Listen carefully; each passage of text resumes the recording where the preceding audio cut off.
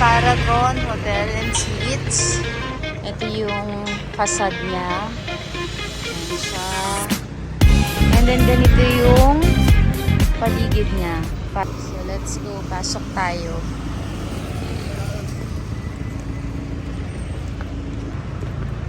So ayan. May vending machine pa sa left side. Tingnan natin muna yung vending machine nila. May mga snacks.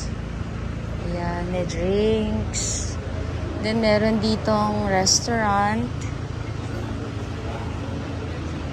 Ayan, ganda oh. Very colorful. Colorful naman. Okay, so ito yung main entrance. So guys, pagpasok dito, merong piano, may mga artworks. Ayan, may mga display here. And then, sa side na to, may mga paintings din. Ayan. Etong ganito, para siyang Lego. Ayan. Paintings pa din. And then, ang ganda ng lobby dito ha. Ayan o. May Superman pa. Si Lois Lane. And then, may sofa dito. Pwedeng mag-chill-chill. And then, pwedeng maglaro dito sa side na to. May billiards. Meron ding, eto, hindi ko alam tawag dito. Overall, very chill. And cozy tong Paragon Hotel and Suites lobby. Mamaya malalaman natin kung yung kwarto dito okay din. Ayan. Ang ganda. Ang ganda dito. May mga touch of wood. Hindi siya puro concrete. Yung structure nitong building na to, yung interior. Ayan yun, yung ceiling. Wood siya. And for me, ang lakas na dating nung ganitong wood na structure ng ng ceiling kasi parang ang lamig. Ang lamig sa pakiramdam. Tapos yung mga furniture nila, ayan wood din. And then, yung sofa, okay naman. Okay naman yung sofa nila. Leather. Yan. Pero itong table na to, ang ganda. Ayan made of wood. Going up sa aming room sa 4th floor.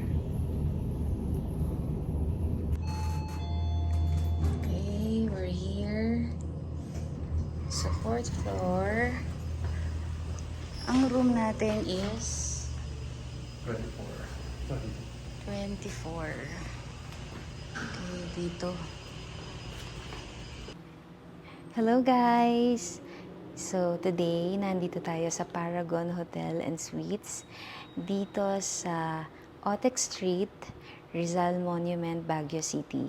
At i-room tour ko kayo sa aming room, which is a premium park room dito sa 4th floor ng Paragon Hotel and Suites. Tara!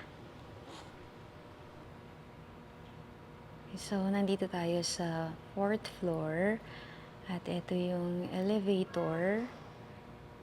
Nandito naman sa gilid yung stairs. At pupunta na tayo sa room natin.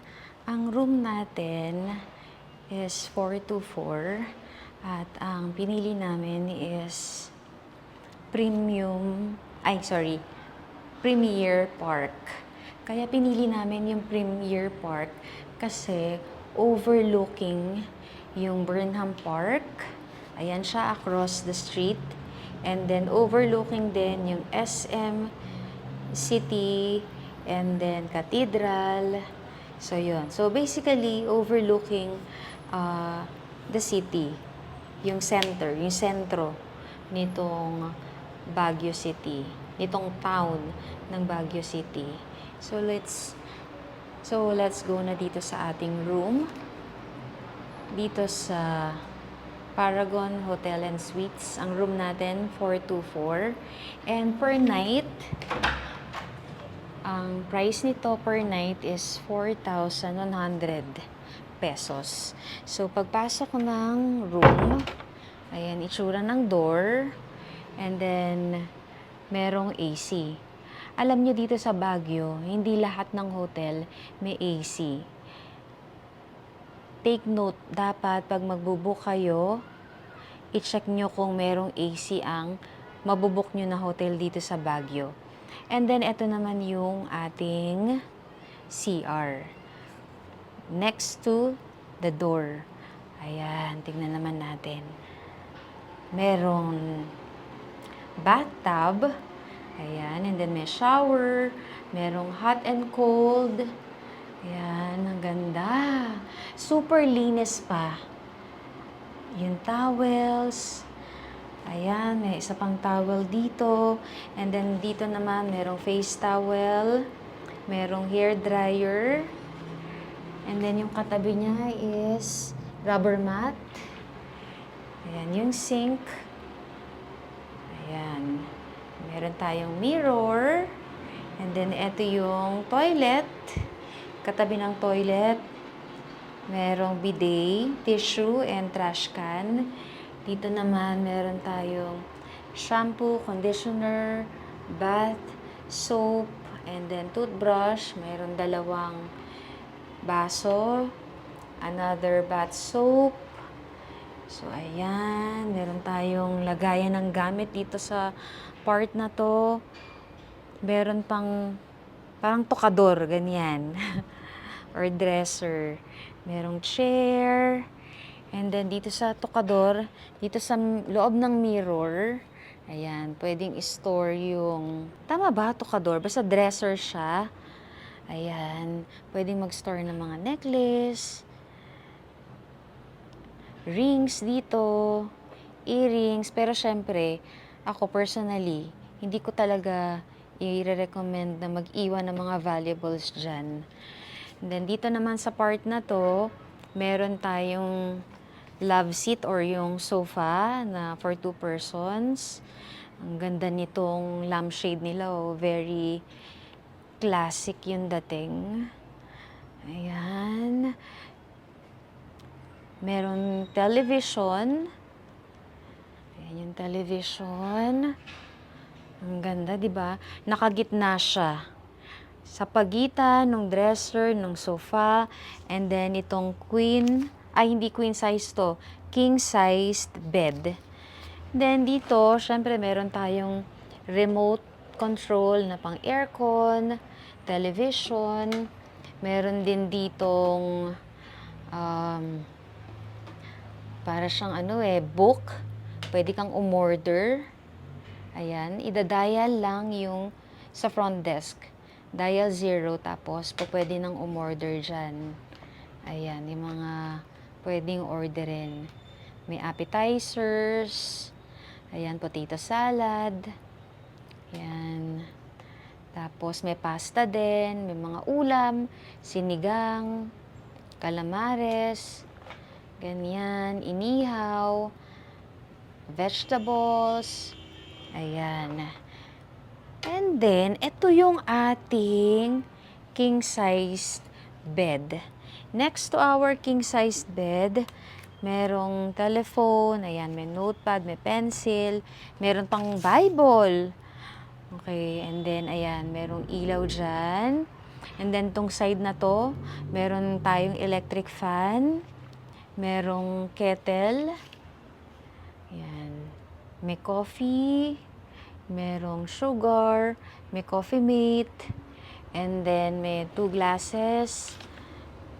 Ayan, may 2 cups, 2 glasses, and then eto, tong bote na to, sa water yan. Yung bote na yan sa water. Di lang ako sure kung mineral water ba yan, distilled water, or purified water.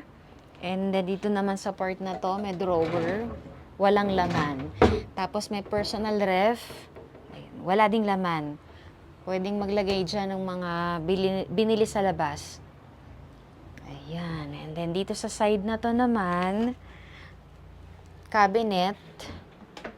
Ayan. Hindi na kailangan mag-request sa, sa front desk kasi meron na ditong, ayan, plansyahan. May iron, may ironing board, and then meron tayong 7 pieces ng hanger. So, sa kabilang side naman, merong vault or yung safe. And then, meron tayong 2 bedroom slippers. Dito, merong, ayan, 2 saksakan. Pero parang ito lang yung napansin kong saksakan. Ayan. Okay, meron pa rin pala dito. Katabi ng kettle. Ayan, 2. Then, merong wall clock dito. Ayan. Ang ganda ng kwarto na to. Sobrang comfy nung dating. At saka yung color niya, neutral lang siya. Kaya lang, kahit marami siyang ilaw, parang may pagka, hindi naman dim. Hindi lang siguro masyadong kumakalat yung ilaw. Kasi kung mapapansin natin yung ceiling, meron siyang, yung parang may mga uka siya. Tapos yung mga beams. So, parang nabablock niya yung mga light. Ganong effect. Pero overall, sobrang ganda for the price of 4,100 per night. Talagang sulit na sulit talaga. Super clean. Yan, kung makikita nyo yung CR, yan ang number 1 talaga for me, yung CR. Kahit saang hotel, at for sure naman kahit sinong nagta-travel, di ba?